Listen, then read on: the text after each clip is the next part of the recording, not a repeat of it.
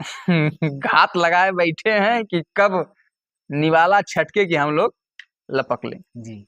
सब कुछ हमें खबर है, नसीहत ना दीजिए, हम क्या होंगे, खराब जमाना खराब है।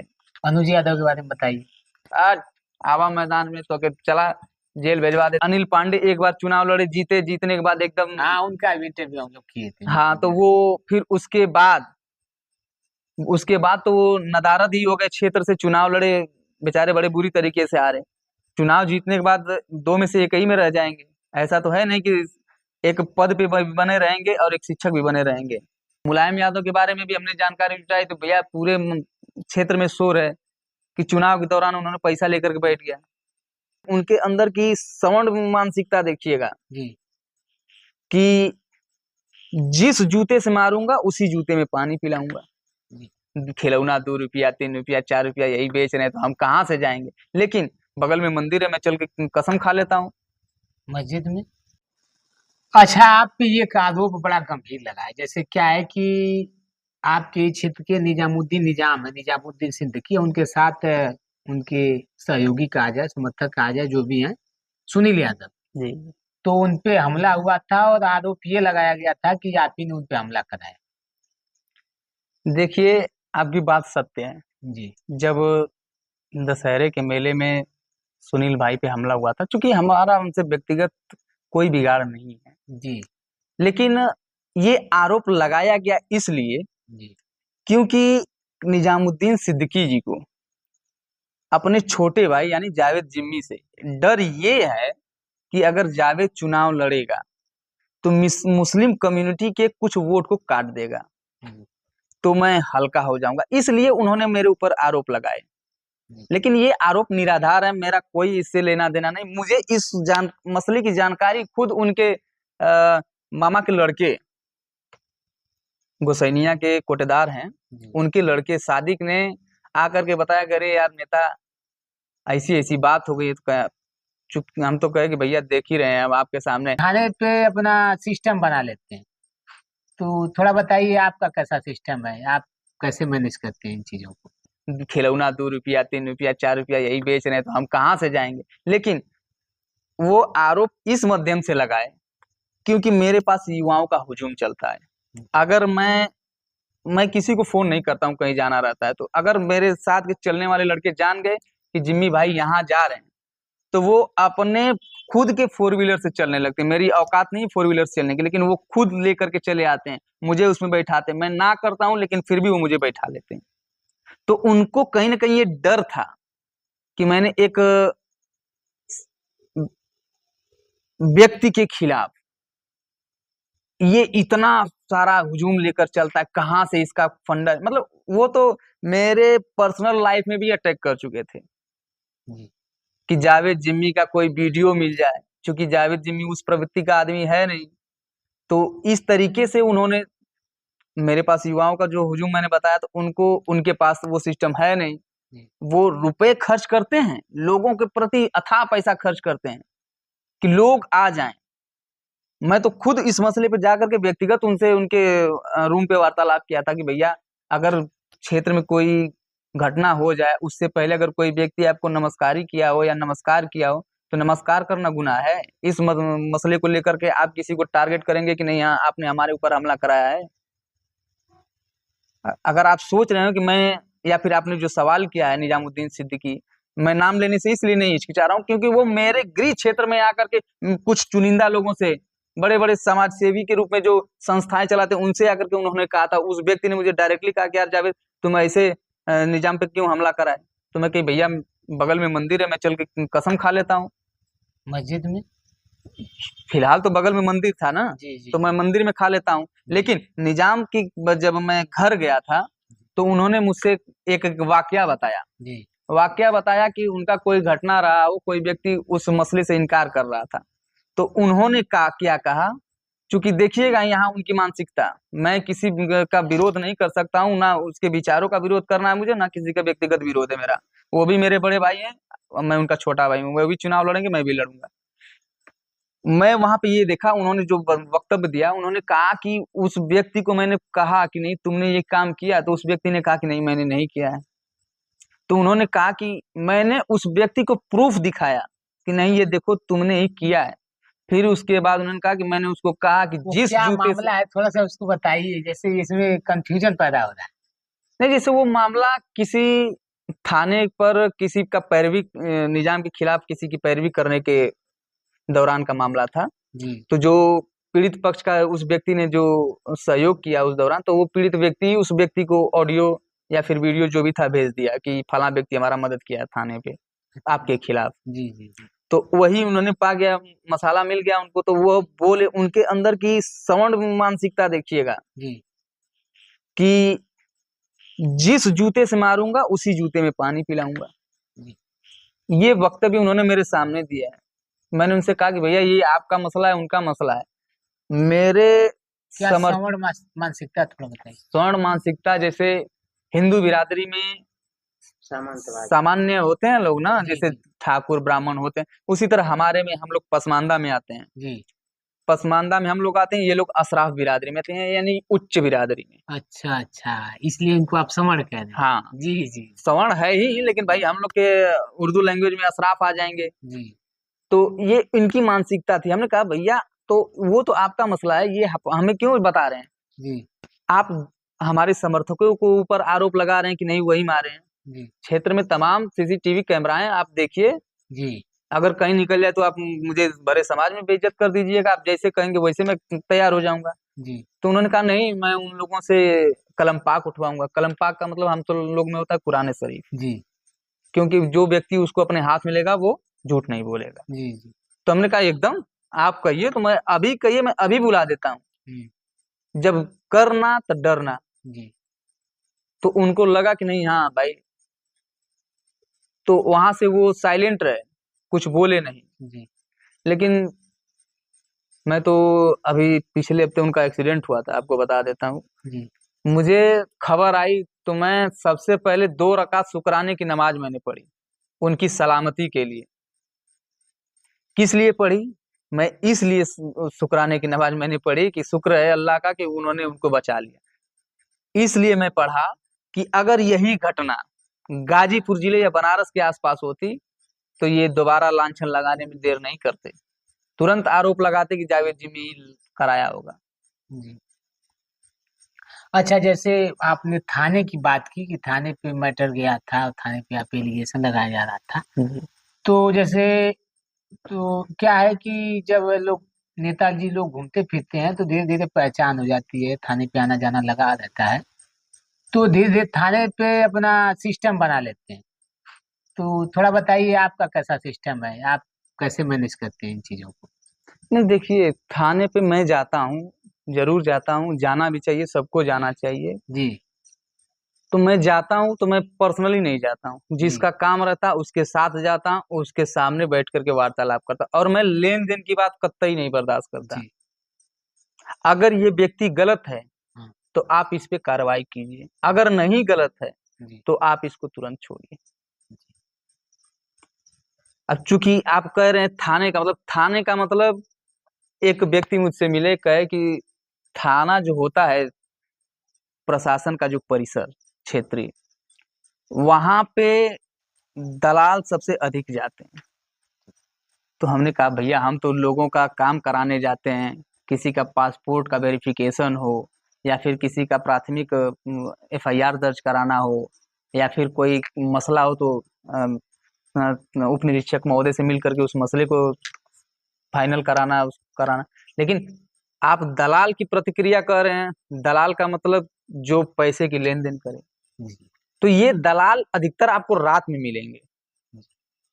न मैं दलाल हूं, न दलाल के बारे में जानता हूं, लेकिन जो सूचनाएं मिलती है। और उन्होंने ये भी कहा कि सफेद कुर्ता वाला जो नेता रहता है ना, वो सबसे ज्यादा दलाल होता है।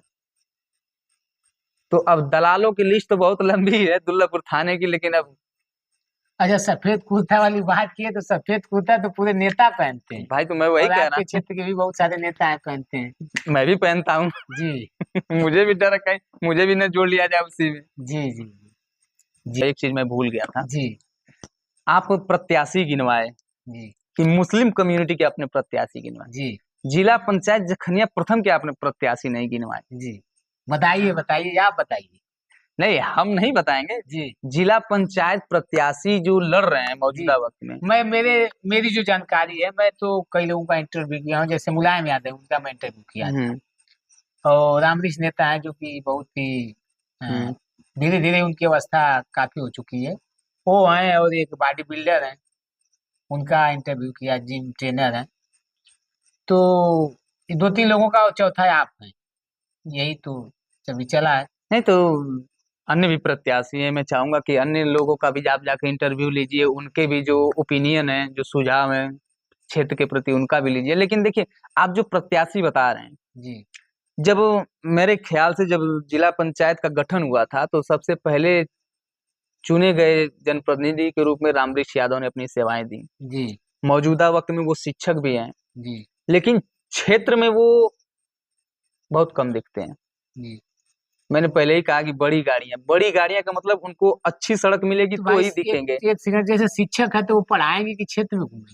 तो भाई, तो उनको तो ये सोचना पड़ेगा ना कि हो सकता है कि जैसे मैंने कहा एक कि हुनरमंद को हुनर, तो यहाँ पे आपके नजर में जो प्रत्याशी बेहतर है, जो काम करने जोग बेहतर है, उसको आप आगे बढ़ाइए। आप तो कहीं ना कहीं स्थापित हैं, भले ही सामाजिक रूप से आप अपनी सेवाएं दे चुके हैं, शिक्षक भी हैं, तो आप चुनाव जीतने के बाद दो में से एक ही में रह जाएंगे। ऐसा तो है नहीं कि एक पद पे बने रहेंगे और एक शिक्षक भी बने रहेंगे। तो इसमें से उनको दो में से एक तो करना ही पड़ेगा। लेकिन क्या है कि उनका जो कार्यकाल रहा है, जहां तक मेरी जानकारी है, मेरे जो रिसर्च है, जो मैंने खबर और जो खोजबीन की थी क्षेत्र में, वो मैं बता रहा हूँ। उनके ऊपर? हाँ, मैं उनके ऊपर नहीं, चूंकि मैं प्रत्याशी हूँ तो मैं सारे प्रत्याशियों की लोग कमी को खोजने में लगे रहते हैं ना भाई। जी चुनावी रण में आखिर में किस नब्ज पे वार किया जाए, बिल्कुल बिल्कुल बिल्कुल। तो वो सारे हथियार तो अब उस दौरान चलेंगे। लेकिन मौजूदा जी वक्त में अब ये अपनी सेवाएं देख चुके हैं, एक बार लोग इनको देख लिए हैं। जैसे अनिल पांडे एक बार चुनाव लड़े, जीते, जीतने के बाद एकदम, हाँ, उनका भी इंटरव्यू हम लोग किए थे, हाँ, बिल्कुल तो बिल्कुल। वो फिर उसके बाद तो वो नदारद ही हो गए, क्षेत्र से चुनाव लड़े, बेचारे बड़े बुरी तरीके से हारे। उनकी खुद की पार्टी में इतनी उनकी अस्मिता गिर चुकी थी कि उनको लव जिहाद का मामला उठाना पड़ गया कि मैं लाइमलाइट में बना रहा हूं, लोग मुझे जाने। भाजपा का तो ये स्ट्रेटेजी रहा है शुरुआत से कि आप जितने विवादित रहेंगे, जितने हिंदू मुस्लिम की बात करेंगे, उतने ही आप प्रोत्साहित होंगे, उतने ही आप इनाम के हकदार होंगे। ये तो रही प्रत्याशियों की बात। और एक प्रत्याशी आप कह रहे थे कि मुलायम यादव के बारे में भी हमने जानकारी जुटाई, तो भैया पूरे क्षेत्र में शोर है कि चुनाव के दौरान उन्होंने पैसा लेकर के बैठ गया। आज वो अपने आप को जन समर्थित लिखते हैं ना, कि जन समर्थित जिला पंचायत जखनिया प्रथम। क्योंकि हमारे भाई, उनसे हमारा कोई दुश्मनी नहीं है ना, कोई व्यक्तिगत उनसे बिगाड़ है। हम मिलते हैं जहाँ भी, हम लोग हंस के मिलते हैं, एक दूसरे के साथ चाय पी लेते हैं, वो अलग का मसला। लेकिन जो उनके ऊपर वो आरोप क्या है, वो तो वही बताएंगे कि ये सत्यार्थ है या नहीं है। मैंने हमने उनसे बात की तो उन्होंने बताया कि भाई इसका जवाब जनता देगी। उन्होंने बताया कि ऐसी बात नहीं है, मैं पैसा नहीं लिया, ये आरोप मुझ पे गलत लगा रहा है। फिर हम लोग बातचीत एक बार और करेंगे, अगर कई लोग ये बात कह रहे हैं कि नहीं, ये कि वो पैसा लेकर बैठ गए, तो उनसे जरूर बात की जाएगी, और हम लोग कैमरे पे उनको लाया जाएगा, और जरूर इसके बारे में हम लोग बातचीत करेंगे उनसे। मैंने उनके इस विषय को लेकर के क्षेत्र में मैंने कई लोगों से मिला, मैंने जानकारी ली कि आखिर मसला सत्य है कि नहीं। जी तो कुछ लोगों ने नजीर दिया। जी नजीर क्या दिया कि देवा ग्राम सभा का प्रधान एक वोट से चुनाव हारा, उसने कोर्ट का रुख किया। जी वहीं जिला पंचायत अध्यक्ष की रेस में रहे राधे मोहन सिंह, जिस दिन गिनती थी उसी दिन उनके बड़े भाई तेज बहादुर सिंह, स्वर्गीय तेज बहादुर सिंह जी का निधन हो गया था। तो वो उस दौरान नहीं थे, तो उनके बॉडीगार्ड गिनती में थे। तो उनको भी जबरदस्ती एक वोट से हराया गया, एक वोट से या 5 वोट से, ऐसे कुछ था अंतर, वो उससे हराया गया। तो ये लोग जब कोर्ट का रुख पकड़ सकते हैं, तो इनको भी कोर्ट जाना चाहिए था। ठीक है, आप पैसा नहीं लिए, आप जन समर्थित हैं, आपको जनता ने चुन लिया था। अब कहाँ से क्या, किस अधिकारी ने हेर फेर करके आपको चुनाव हरवाया, ये तो दुख की बात है, अगर अधिकारी ने किया होगा तो सरासर गलत किया। क्योंकि मुलायम यादव वो जमीनी नेता है, मैं उसको बहुत दिल से मानता हूँ, उसके कुछ चुनावी फंडे मैं स्वयं अपनाऊंगा, क्योंकि वो गरीब का बेटा है। मैं ये भी चाहूंगा कि अगर इस बार उसका बोलबाला होगा तो वो उसको चुनाव मजबूती से लड़े। मैं प्रतिद्वंदी रहूंगा लेकिन ठीक है, लेकिन वो अपील भी कर दूंगा मैं उसके लिए, क्योंकि वो जमीन से लड़ा था। लेकिन जो ये आरोप लग रहा है, अगर ये सत्य है तो कौन उनका साथ देगा? धीरे धीरे आप देखिए, उनके चाहने वाले, उनके साथ घूमने वाले आज साथ छोड़ चुके हैं। जी। तो इनको भी कोर्ट का रुख अपनाना चाहिए था। अगर ये कोर्ट का रुख अपनाते तो आज का माहौल कुछ और होता। जी। हम्म। अनुज यादव के बारे में बताइए। अनुज यादव तो हमारे भाई है भाई। आपके साथ में फोटो भी देखा हूँ। हाँ, जी। अक्सर मुलाकात हो जाती है हम लोग जब उधर चढ़ते हैं तो। जी। बहुत अच्छे व्यक्ति हैं। जी। लेकिन ऐसा कुछ नहीं भाई, युवा है वो भी हैं, मौका तो सबको मिलना चाहिए। जी। चुनावी रण है कुछ देर का, कुछ महीनों का, इसमें एक दूसरे के सम्मान के साथ हम लोग चुनाव लड़ें। देश की राजनीति तो यही करती है। जी। लेकिन व्यक्तिगत तौर पे मेरा न तो सिद्धू मुर्गा वाला से झगड़ा है, न निजाम सिद्दीकी से झगड़ा है, न तो रामवृक्ष चचाती जी से झगड़ा है, न तो मुलायम यादव भाई से झगड़ा है, न तो अनुज यादव जी से है। झगड़ा किसी से नहीं। झगड़ा हमारा किसी से नहीं, कोई नहीं। आरोप हमारे ऊपर भले लोग लगा दें। जी। मैंने आपको बताया कि मेरे प्राइवेट मसले पे ये लोग दखल दिए। जी। मुझे सूचना मिली कि जावेद जी देखिएगा, थोड़ा सा बच बचा के रहिएगा, इनके लोग घूमते हैं आपके। तुम कहीं घूमने दो यार। जी। अगर प्रत्याशी उस नजरिए से हमें देख रहा है तो उसको कहीं ना कहीं डर है कि ये मुझसे तगड़ा है। मैं सारे रुपया खर्च कर रहा हूँ लेकिन फिर भी ये मुझसे तगड़ा है। तो अगर उसके अंदर ये डर है तो डर कायम रहना चाहिए। तो यही बातें हैं। और प्रत्याशी तो बहुत हैं, अभी तो जैसे ही चुनाव नजदीक आएगा परसिमन बनेगा। कुछ दलित प्रत्याशी भी हैं क्षेत्र में, जी। तो ये लोग भी घात लगाए बैठे हैं कि कब निवाला छटके कि हम लोग लपक लें। जी। तो वो लोग भी मेरी बुराई करते हैं। मुझे भी एक हमारे चाहने वाले भाई जिस हमें जो हमेशा मार्गदर्शित करते हैं ना, हमें बताया कि जावेद यार कुछ ऐसे प्रत्याशी हैं जिससे तुम्हारा कोई तालमेल ही नहीं है, वो भी तुम्हारे खिलाफ है। जी। तो हम कहेंगे भैया, जब जमाना खिलाफ होगा तभी तो लोग हमें पहचानेंगे। तो हमने उनको एक ठो शायरी है कि सब कुछ हमें खबर है, नसीहत ना दीजिए, हम क्या होंगे, खराब जमाना खराब है। मैं अक्सर कहता हूँ, लोग कहते हैं ना कि जैसे आप एक चीज और ध्यान दीजिएगा, लोग कहते हैं कि अरे यार नेता हो, आवा तू जीत जाला तो हमारे क्षेत्र में ना आवाला। जी। तो कहीं ना कहीं आपने वो रास्ता ही काट दिया है। आपके क्षेत्र में जो मजबूती से लड़ रहा है, आपके मुद्दे उठा रहा है, आप आपके हक और हुकूक की जो बात कर रहा है, तो आप उसको दरकिनार करके कुछ क्षणिक लोभ के चक्कर में आप चुन लेंगे तो आपको तो भुक्तभोगी होना पड़ेगा ना। अभी देख लीजिए, आज खाद के लिए लोग लाइन में खड़े थे, कुछ महिलाएं, मैंने एक न्यूज चैनल देखा, उस उन पे कुछ महिलाएं कह रही थी कि हम तो सुबह से चाय नहीं पिए हैं। हम लोग भी इसको गए थे, कवर किए थे। अच्छा, आप जी। भी गए थे? तो मैंने वो देखा, क्योंकि मैं मीडिया में नाम नहीं पढ़ पाया, जी। तो एक छोटा सा मैंने क्लिप सुना। जी। तो भाई कहीं ना कहीं जनता इस चीज से जागरूक नहीं है, या फिर उनको डर रहता है कि नेता बढ़िया रुपया हमके कहीं थपरिया दे, कहीं हमके पकड़वा के जेल जुर्माना करा दे, कहीं फंसा दे। आज के दौर में नेता ये भी लोगों के दिल में पैठ बना दिए हैं, क्योंकि जनता ने ही उनको मौका दिया है कि नहीं आप चुन जाइए। जब चुन जाते हैं आप अपना काम लेकर जाइएगा, तो उनसे जब तक प्यार से बतियाएंगे तो ठीक है, नहीं तो अगर थोड़ा सा भी रौब से जमाएंगे तो भाई अब जनप्रतिनिधि हो गए तो उनको किस बात का डर। आज आवा मैदान में तो अगर चला जेल भेजवा देते हैं, तुरंत फोन करिए थाना पर, थाना आई तो बिना सोचले समझे दू डंडा तो अगर मारी लेके चल जाए।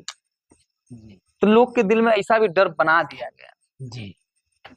ये तो बता दे रहा हूँ कि मुझे जो सूचना मिल रही है, आने वाले समय में हिंदू मुस्लिम का रंग पकड़ लेगा जी। चुनाव जिला पंचायत का। बगल में तो चल ही रहा है कहाँ? जलालाबाद ग्राम सभा की धरती पर। जी। क्या बताया जाए, आज के लोग के दिमाग में क्या है। हिंदू धर्म का व्यक्ति ही अगर अपने यहाँ प्रसाद वितरण कर रहा है, अगर मुस्लिम जाके खा लिया तो उसमें भाई ये कौन सा आरोप है?